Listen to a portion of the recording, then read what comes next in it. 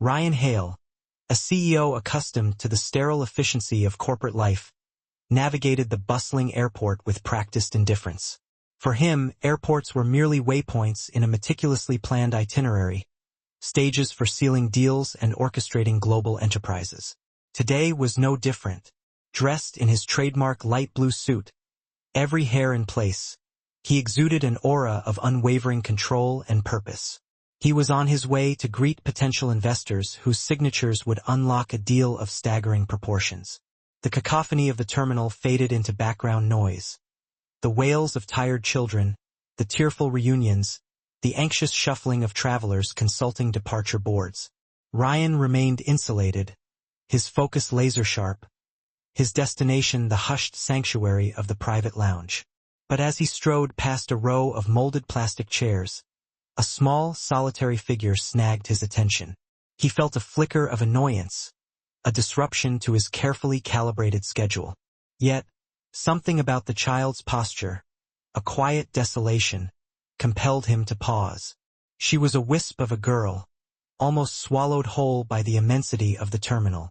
She sat cross-legged, clutching a faded pink backpack as if it were a lifeline.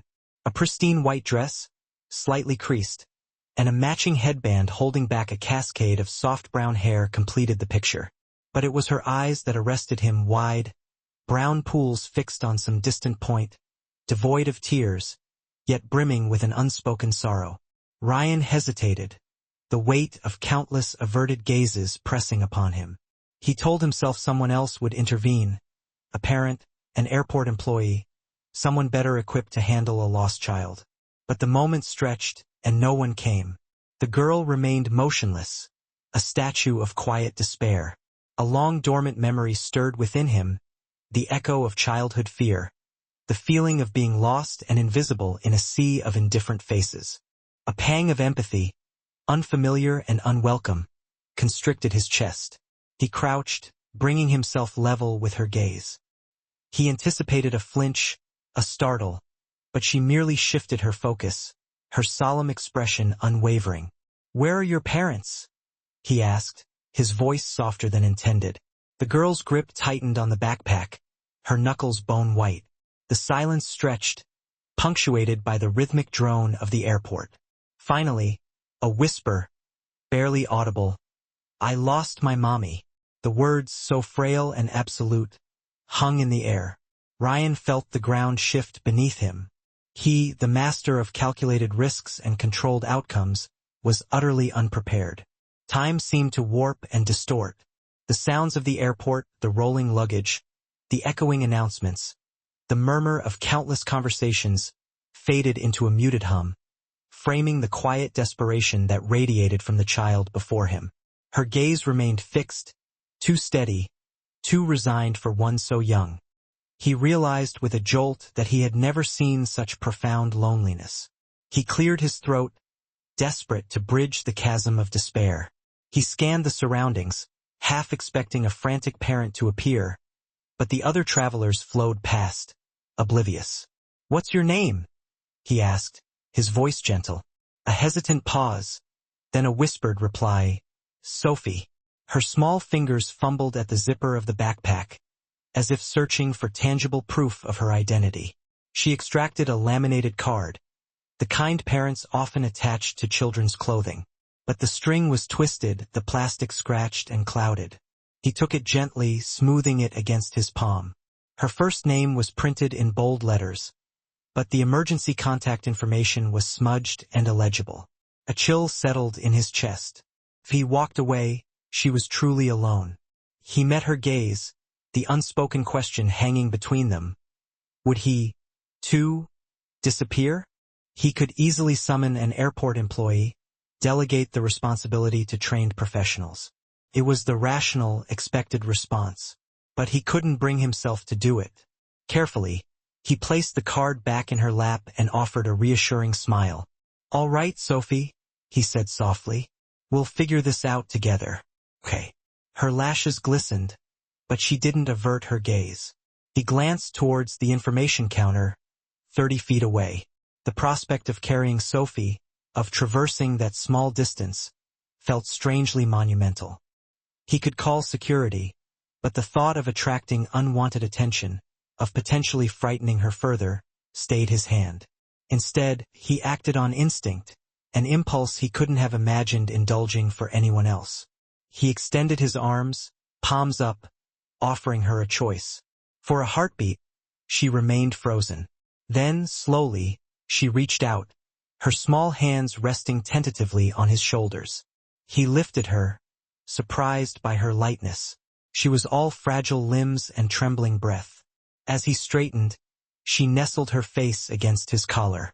A sigh escaped her lips, so soft it resonated deep within him. The walk across the terminal felt surreal.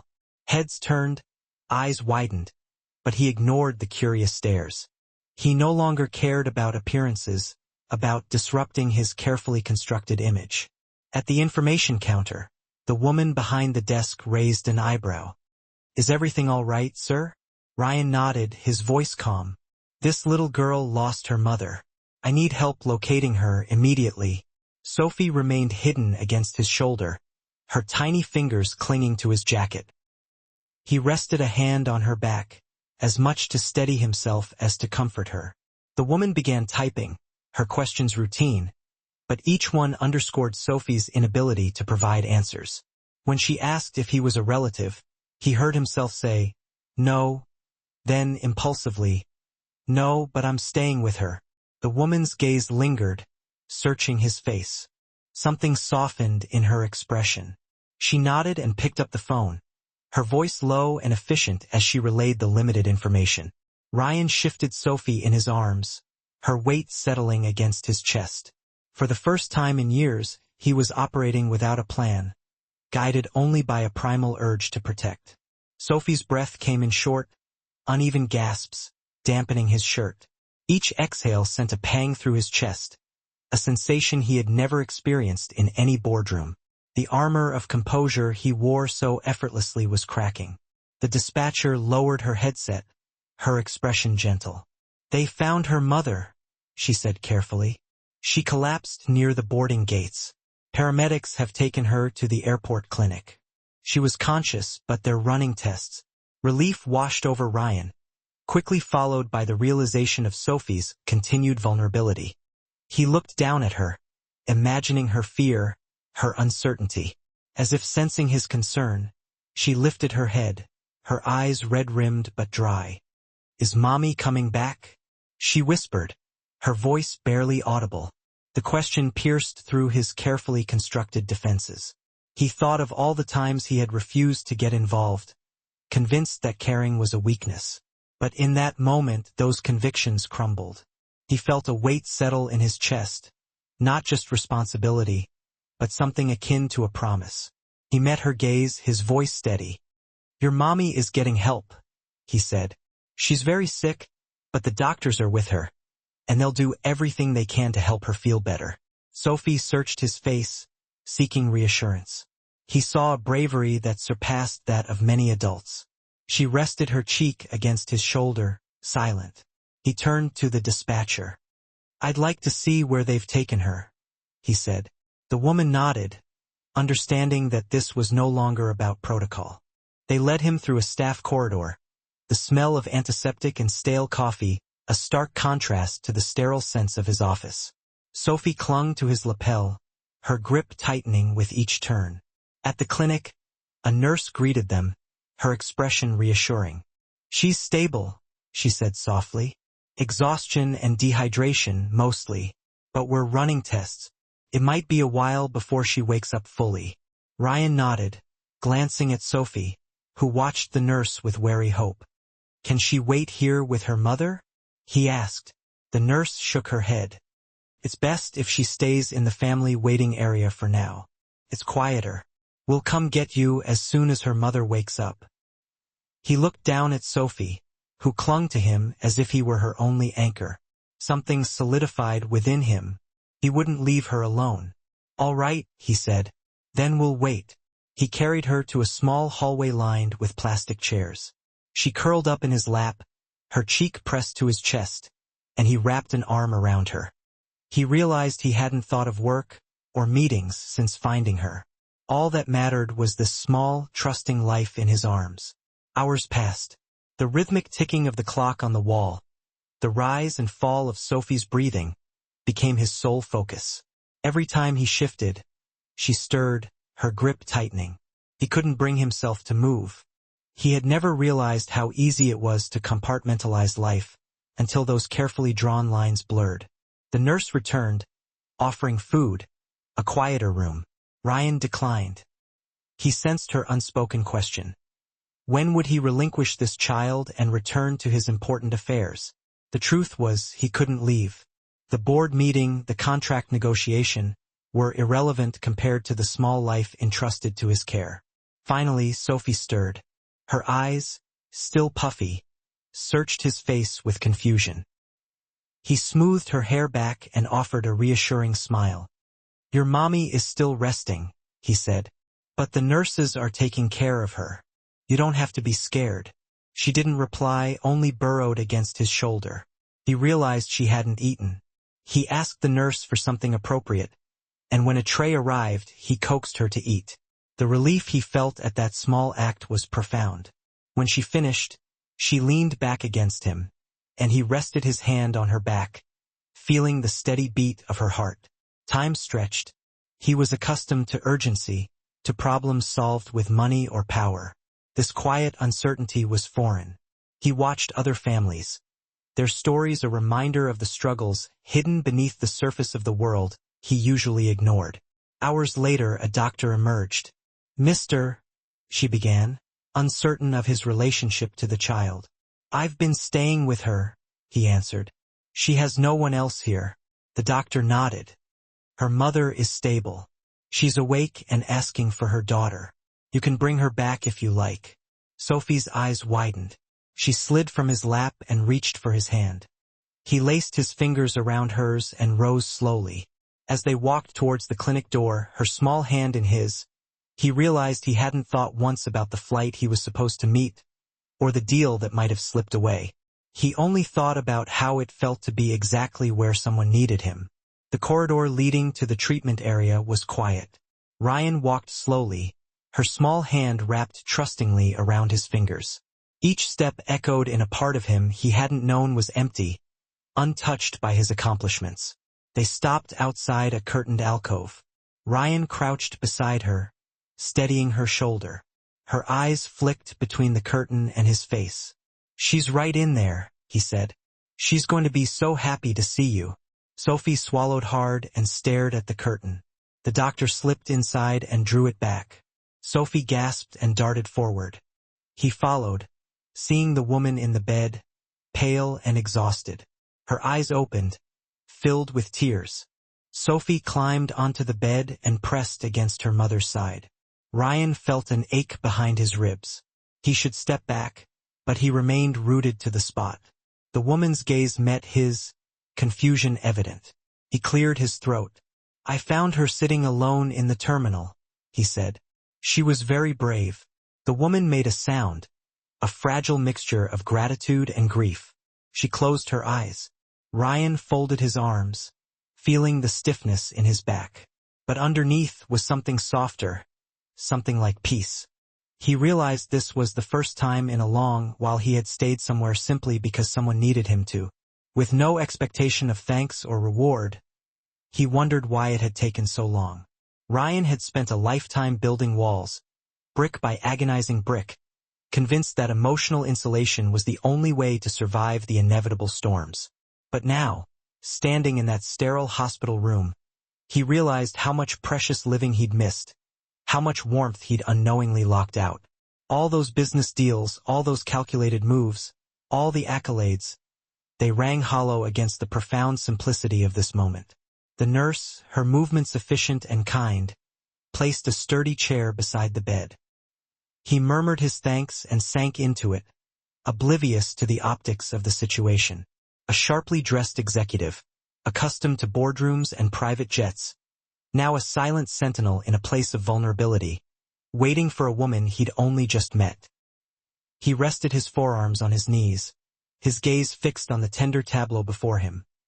Sophie's mother, her face etched with worry, stroking her daughter's hair in slow, rhythmic sweeps.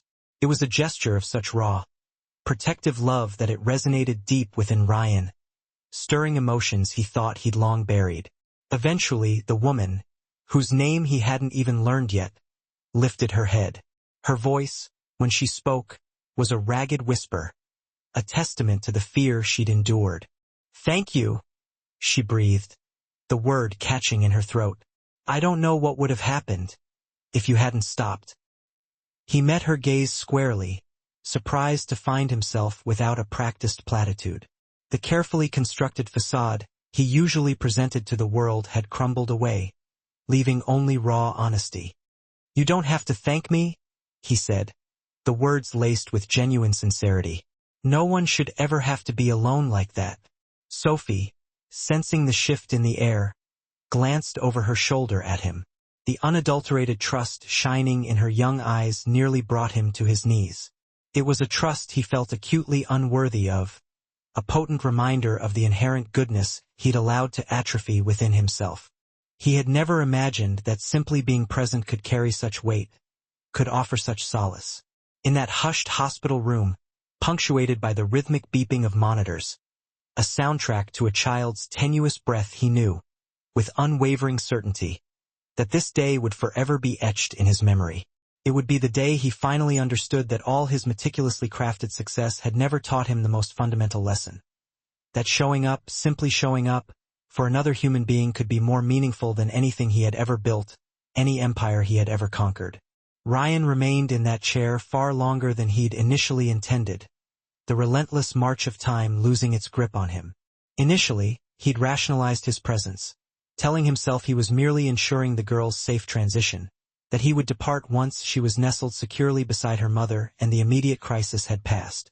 But as the minutes ticked by, lengthening into an expanse of quiet contemplation, and the room grew dim with the encroaching twilight, he felt a profound truth settling in his chest like a comforting weight. He simply couldn't bring himself to walk away.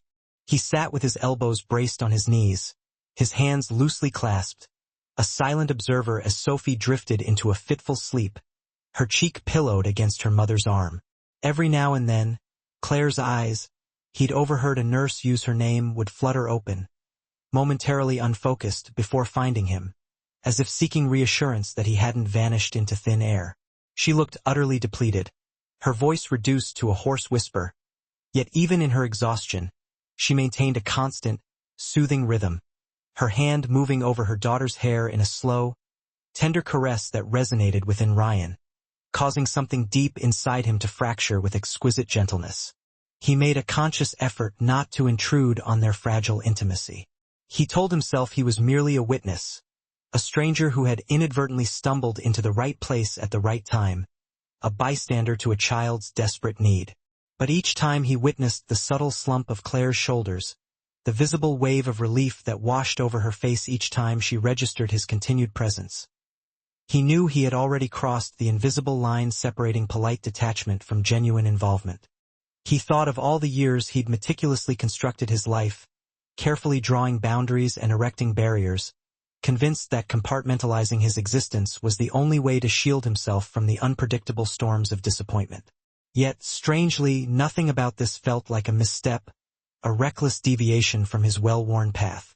It felt necessary in a way he couldn't quite articulate, a deep-seated imperative that transcended logic. When a nurse entered the room to check Sophie's foreline, she paused beside Ryan's chair, her voice laced with gentle concern. "Water? Coffee? A moment to stretch his legs?" He shook his head, surprised by the natural ease with which he declined. He didn't want to leave, not even for a fleeting moment. Reason told him Sophie wouldn't be unduly frightened if she awoke to find only her mother present. But some instinct, more profound than logic, insisted that his presence mattered.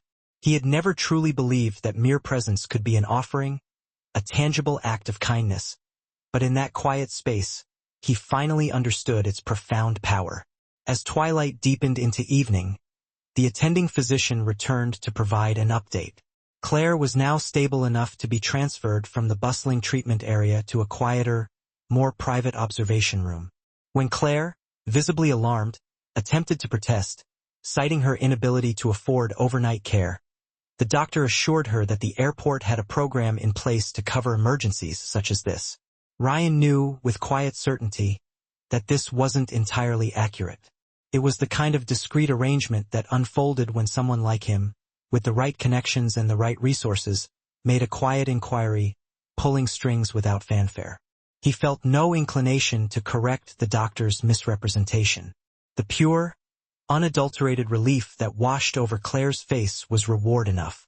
As the nurse gently assisted Claire into a more upright position and guided Sophie, still unsteady on her feet, to stand on her own, Ryan rose as well, feeling the dull ache in his legs from hours of stillness. He had anticipated a wave of awkwardness, a sensation of having overstayed a welcome that had never been explicitly offered. But as Claire lifted her gaze to meet his, her eyes filled with a soft, luminous gratitude. Every doubt evaporated. "Will you stay a little longer?" she asked, her voice as fragile as her tentative smile. It struck him then, with a force that bordered on physical impact, how humbling it was to be asked, to be needed, to be considered worthy of their trust. He nodded, the affirmative forming on his lips before he even consciously registered the decision. "Of course," he said simply, the words resonating with an unexpected sincerity. The nurses, sensing the unspoken connection, arranged a second chair so he could resume his vigil if he so desired. Instead, he found himself drawn to the window, his gaze drifting across the darkened tarmac. The ethereal glow of the runway lights in the distance served as a poignant reminder of all the flights he had missed that day, all the meticulously planned meetings postponed. Yet, strangely, he felt not a flicker of regret. In the glass's reflective surface, he could discern Sophie nestled once more beside her mother, their figures blending into a quiet silhouette of closeness, an image he knew would be forever etched in his memory. At some point, Sophie stirred, her gaze meeting his. Her face, softened by sleep, was remarkably calm, a stark contrast to the terror he had witnessed on that cold terminal floor. She raised a small hand, rubbing the sleep from her eyes, then looked back at him, her expression questioning, as if seeking reassurance that he was still real. He returned the gesture, lifting his hand in a small, almost imperceptible wave, feeling that absurd tightness in his throat once again. For a man who had meticulously built his life around a carefully cultivated image of self-sufficiency, around the firm conviction that he needed no one, it was a profound revelation to realize how deeply it mattered that someone, these two strangers, might actually need him. He stood there, a silent sentinel, as the hours slipped by, and though no words were spoken aloud, he understood, with a clarity that defied logic, that the decision he had made was no longer temporary. Whether he was willing to consciously acknowledge it or not, a part of him had already made the irrevocable choice. He wasn't going to simply walk away from their lives when dawn finally broke. The next morning arrived in a hushed symphony of pale light filtering through the narrow window above Claire's hospital bed.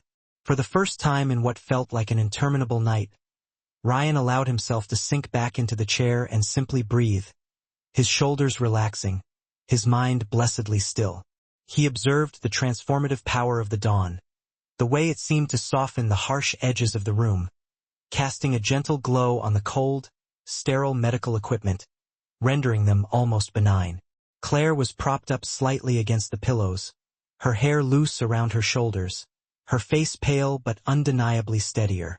She had managed to sip a few mouthfuls of water, and the doctor had reported that her vital signs were steadily improving. Sophie lay curled protectively beside her, her cheek resting against Claire's side, a thin, slightly worn blanket tucked snugly around them both. Seeing them like that, safe and secure in their shared embrace, no longer gripped by fear, filled Ryan with a quiet, almost reverent awe and emotion he couldn't quite name, only feel. He hadn't initially intended to stay the entire night, but each time the thought of leaving flickered through his mind. He remembered the tenacious grip of Sophie's small hand on his lapel as the nurse led her into the clinic, the silent, unspoken plea in her eyes not to be abandoned. And so he remained. He drank vending machine coffee that tasted vaguely of cardboard and fielded polite, yet increasingly insistent, calls from his office, explaining in clipped sentences that he wouldn't be in that day. He offered no elaborate justification, and to his profound surprise, no one dared to demand one. It was as if an invisible line had been irrevocably drawn in his life, separating everything that had come before this moment from everything that would follow. And for once, he felt no urgent compulsion to cross back over to the meticulously constructed world he had dedicated decades to building. When Claire finally awoke fully, she watched him across the small space, her expression a complex tapestry of uncertainty and tentative gratitude. Her voice, when she spoke, was still weak, but it possessed a new undercurrent of strength, a subtle firmness that transcended mere politeness.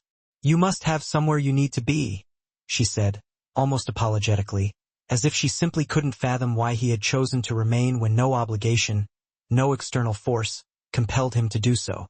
He leaned forward, resting his forearms on his knees, deliberately closing the distance between them so that he could meet her gaze without any barriers, physical or emotional. "Right now," he said slowly, carefully, choosing each word with precision. "This is exactly where I'm supposed to be." The admission surprised even him with its stark simplicity.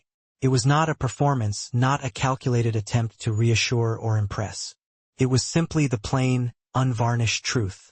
Claire swallowed hard, her eyes glistening with unshed tears, and looked down at her daughter's sleeping face, her expression softening with unconditional love. "I don't know how to thank you," she whispered, her voice thick with emotion. "You've already done more than anyone has ever done for us." He shook his head, a gesture of quiet denial. "You don't have to thank me." He hesitated for a moment, gathering his courage, then continued more quietly.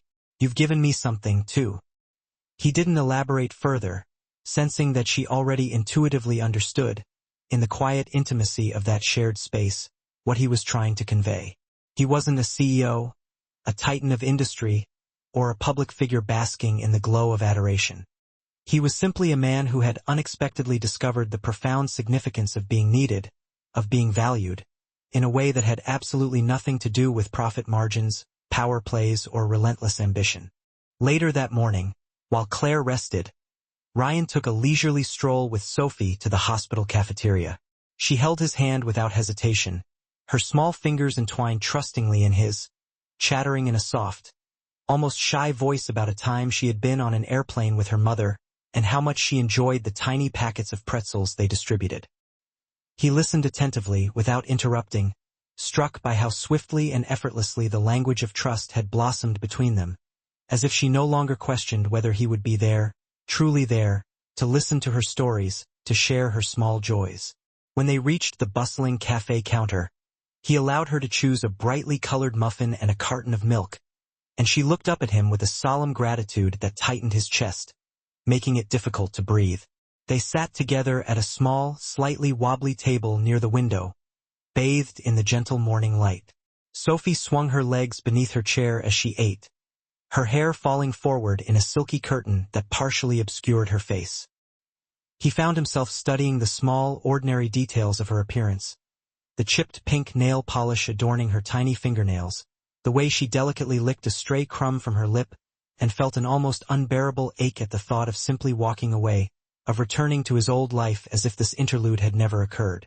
It occurred to him, with a clarity that startled him, that this messy, imperfect, profoundly human connection was precisely what his life had been missing, a sense of belonging so immediate and unqualified that it rendered everything else in his existence pale and insignificant by comparison.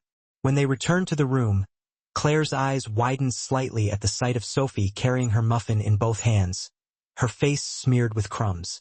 For a fleeting moment, the woman looked back and forth between her daughter and Ryan, as if struggling to reconcile the image of him, this impeccably dressed stranger, with the man who had selflessly spent the night by her side and now returned her child, safe and content, with crumbs adorning her chin.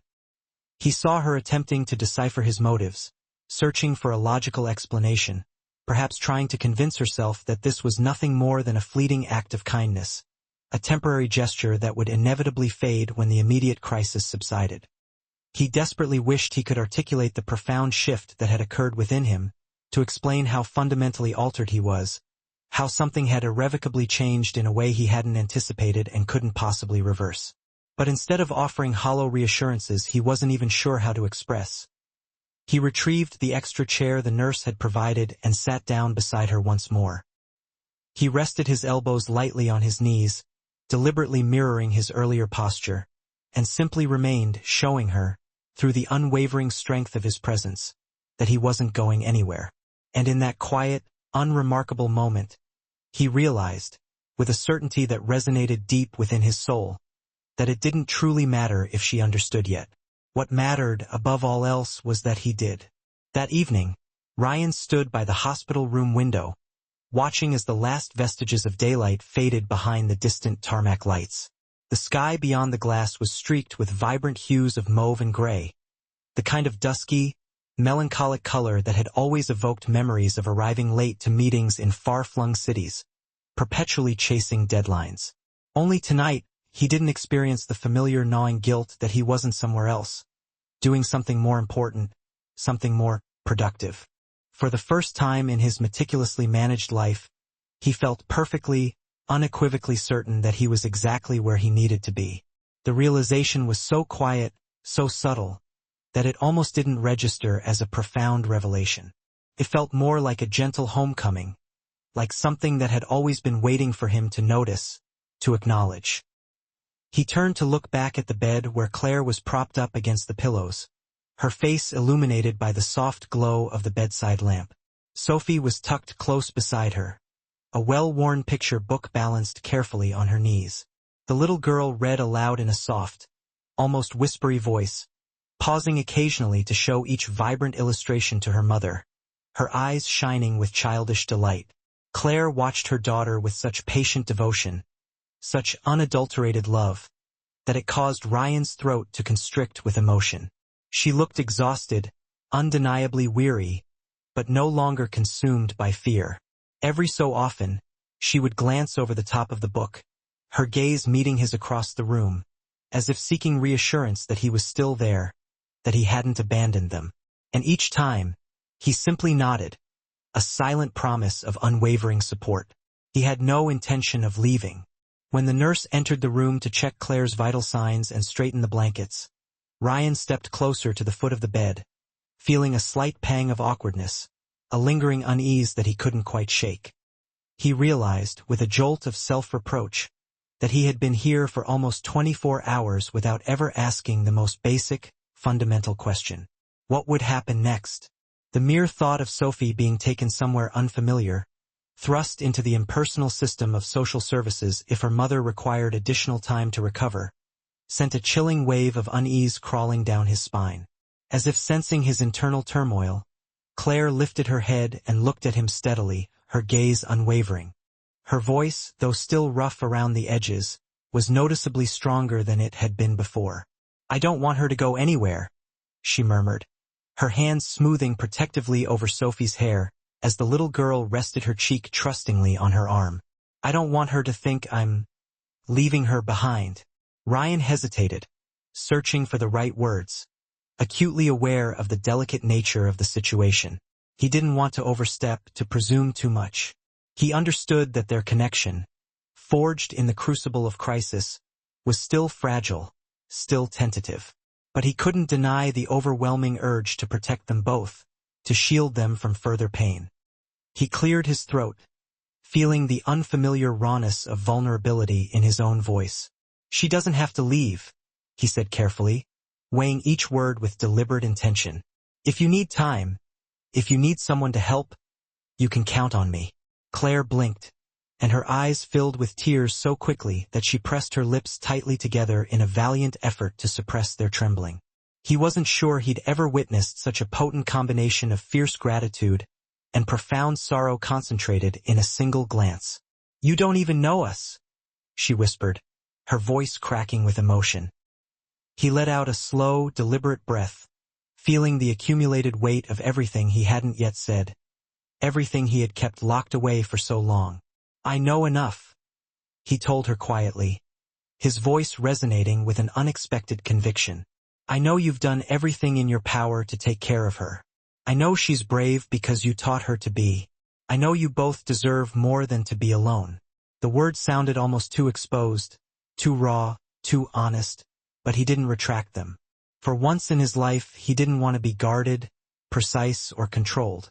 He only wanted to speak the truth, to offer a lifeline without reservation. Claire looked down at Sophie, who had fallen asleep mid-sentence, her small hand still resting lightly on the open page of the picture book.